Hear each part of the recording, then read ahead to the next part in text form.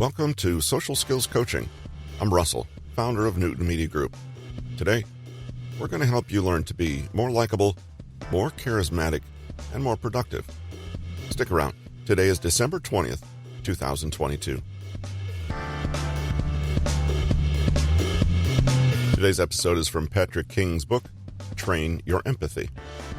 In this segment, Patrick reminds us that to listen effectively and empathically, we need to let our egos take a back seat so that the other person can lead. If we're sensitive, alert, and respectful, we can listen without an agenda. Let's learn more in this episode.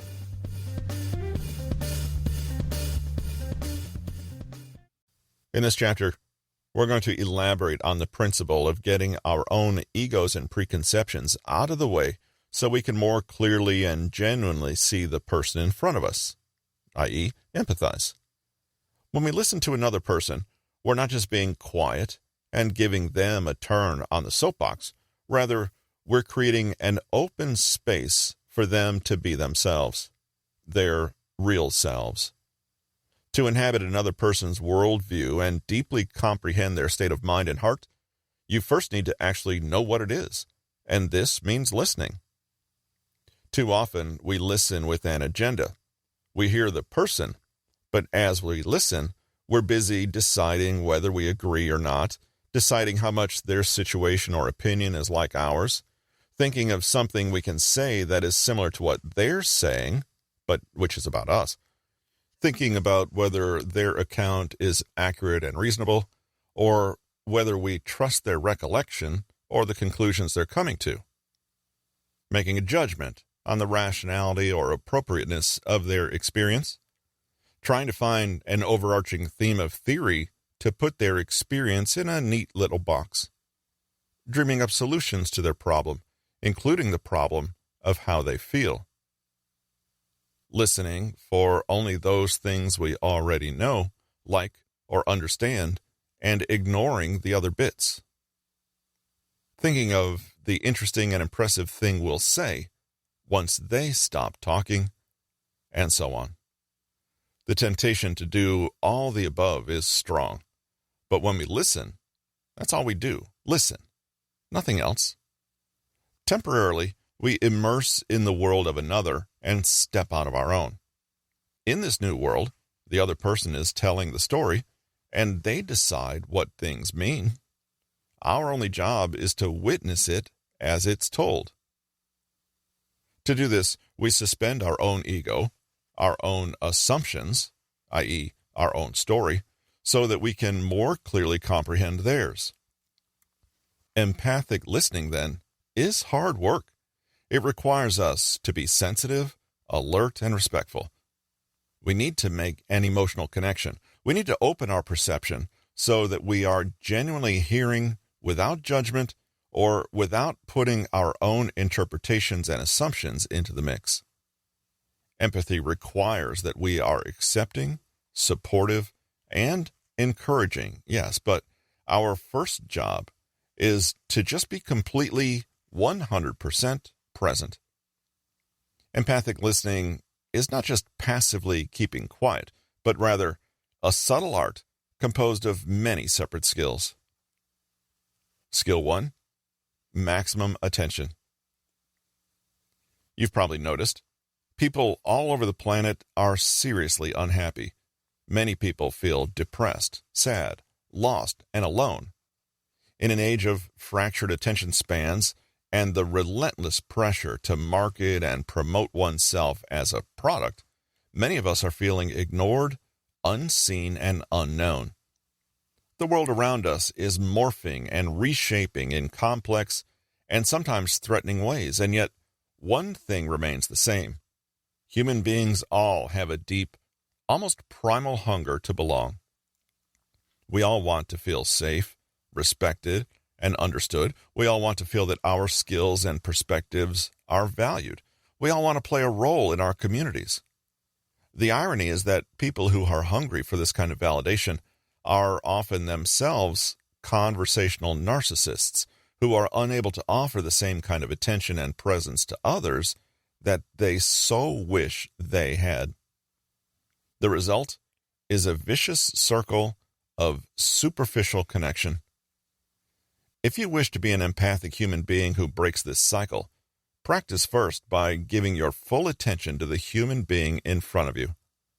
This means not thinking about what's been said 5 minutes ago or yesterday, or about what might happen 5 minutes from now or tomorrow. Think of it as a kind of meditation.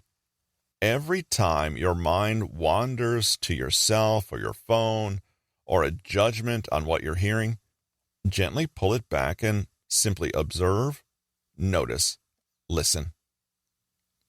Carl Rogers, one of psychology's most famous founding fathers and pioneer of humanist psychology, said that empathic listening is entering the private perceptual world of the other and becoming thoroughly at home in it.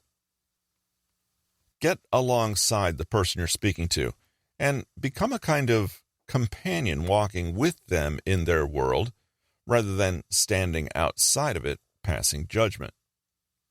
Offer silence, but let that silence be alert, active, and with pricked ears. Skill 2, radical acceptance. First, you seek to understand, not judge, appraise, or evaluate. As an empathic listener, you temporarily empty yourself of your own need to control the conversation, to be right, or to color the interaction with your own narrative or perceptions. Radically accepting another person's experimental account takes a major paradigm shift. People can find it difficult because they wonder, do I really have to accept everything they tell me? The answer is yes, but acceptance here goes beyond just agreement or acquiescence. In fact, we realize that our opinion on the matter is not relevant or necessary.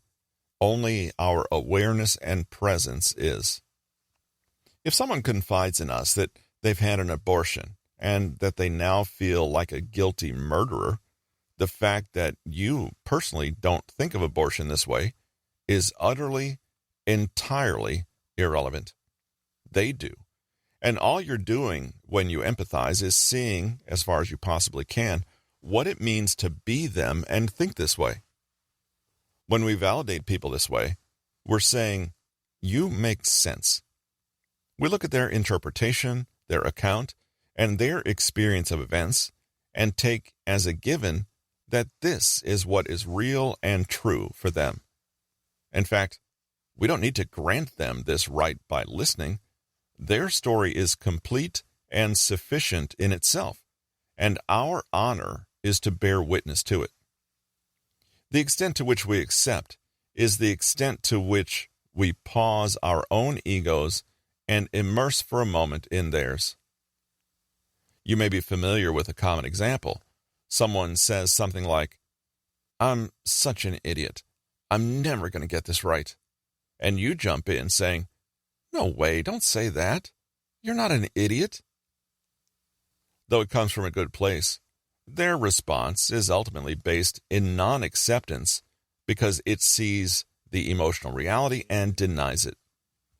A more empathic response would be to simply hear a nod or say, "I can see how frustrated you must feel with it all."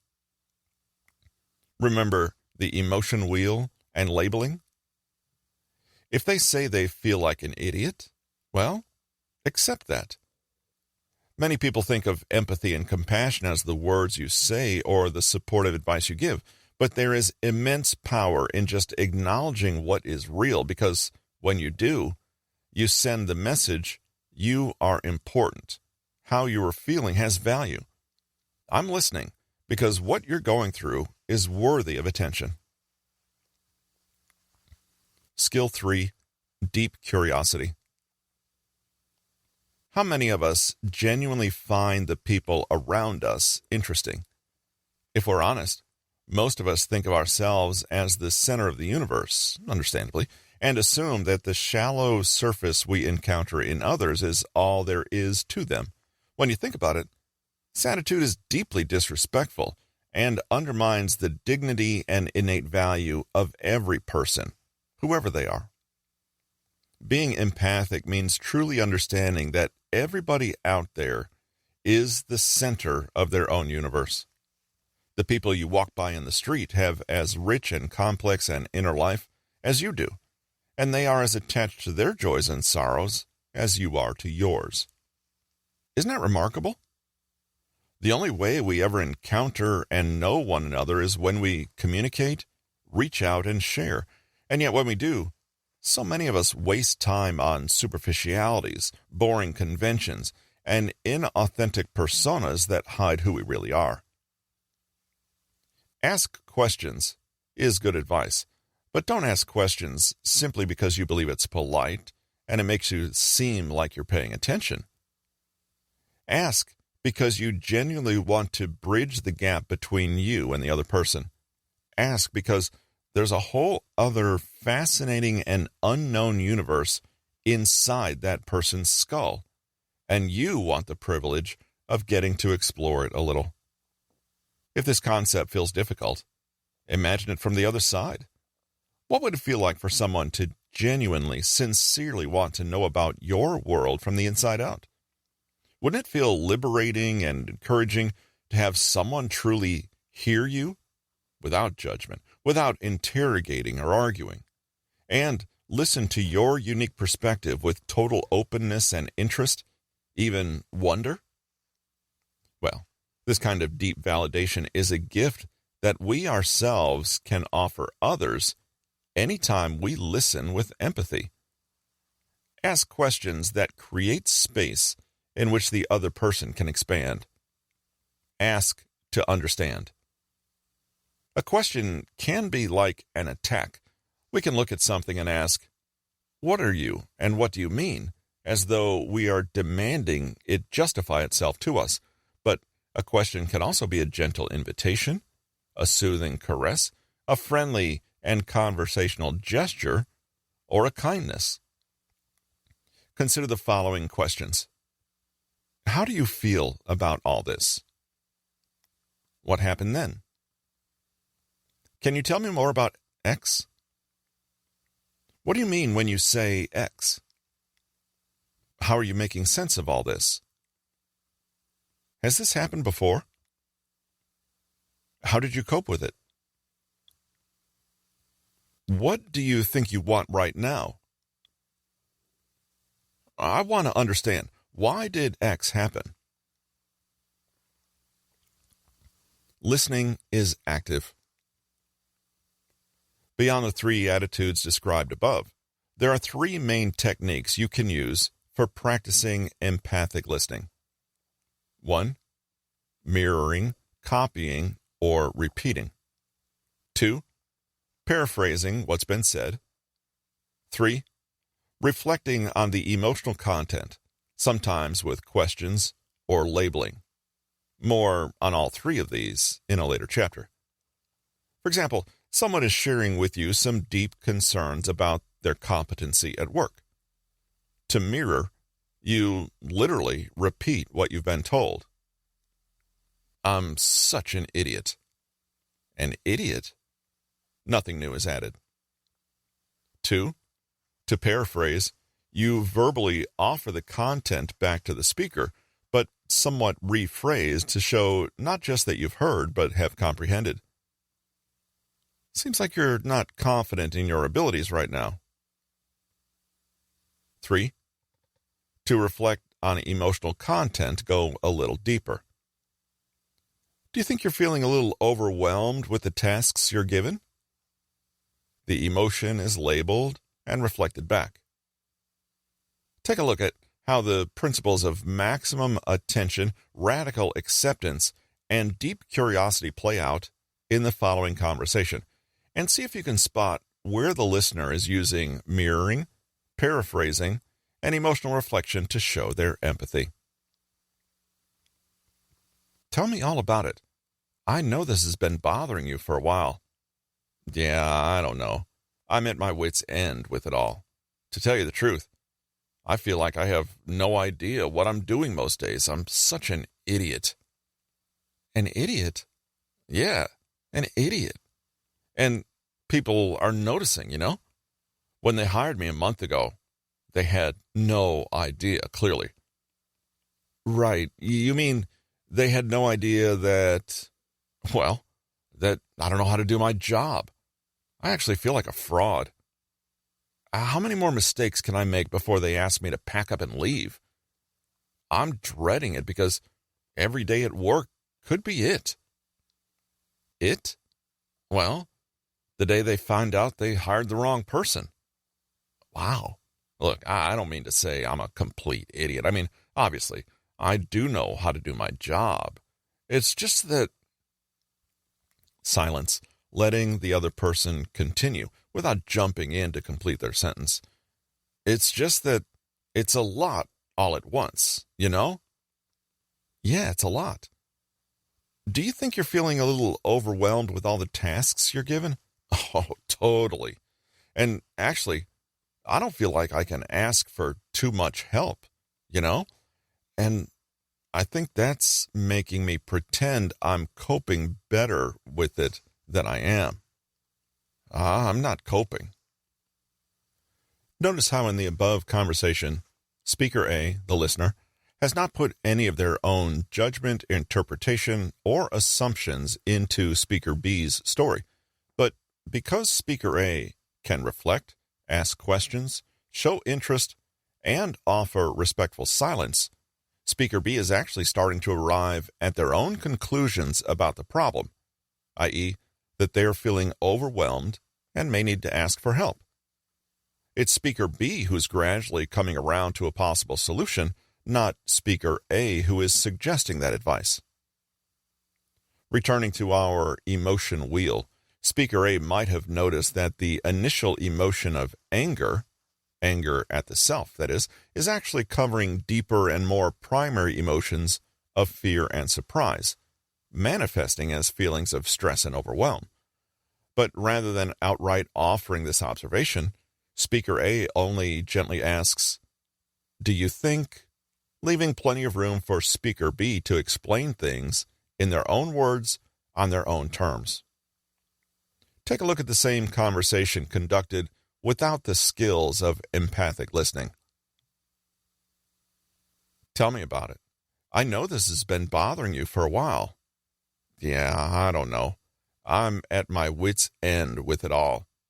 To tell you the truth, I feel like I have no idea what I'm doing most days. I'm such an idiot. Come on, don't say that. That's just your imposter syndrome talking. You're awesome. You got this. Yeah, I know. It's just, I don't know. It's just that you have low self-esteem. I get it. I do.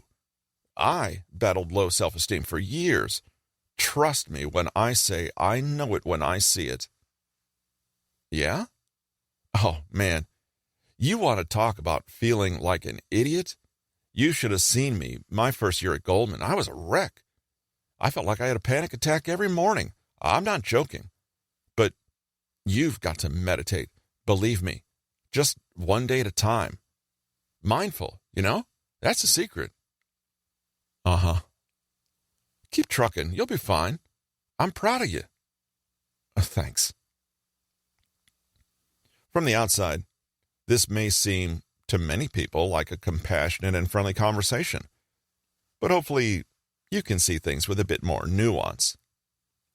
Though this Speaker A is well versed on topics like low self-esteem, imposter syndrome, and the value of mindfulness meditation, they are completely and utterly unable to listen, be present, and accept Speaker B's story with respect and curiosity. Failing to accept someone's experience is not just about ignoring them or judging them outright. Sometimes we do our most vicious invalidation when we're trying to help by being positive. You can also see how Speaker A completely steers the conversation toward themselves, giving glib advice and using their own experience as a frame to understand Speaker B's experience. There's even an element of competition. You think you have it bad? The story becomes one about low self-esteem, which is not quite what Speaker B is actually experiencing, and not the direction they would have steered the conversation if they had felt genuinely listened to. Realizing they're not being heard or understood, it's just Speaker B eventually keeps quiet. Though Speaker A might have felt that this was a positive and encouraging conversation, the truth is that Speaker B may rightly feel that they can't trust them with their real feelings. The lack of real empathy has made a definite dent in the openness, authenticity, and connection in this relationship. Not to mention, Speaker B is actually no closer to solving their problem, and may even feel that the quick exchange made them feel so much worse. I can't ask for help or admit that I'm not coping, because then everyone will think that I'm not positive or mindful or strong enough. People don't want to hear about it if you're struggling. They just want you to smile and keep trucking. When someone speaks, listen. For that moment, they are the world's leading expert on their own experience, and you're like a student soaking in the story you're being told. Pay close attention, keep quiet, and take notes.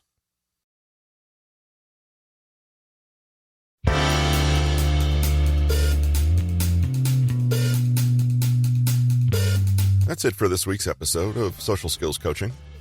By the time we meet next week, we'll have gone through the winter solstice on Wednesday, Christmas Eve, Christmas Day, even parts of Hanukkah and Kwanzaa.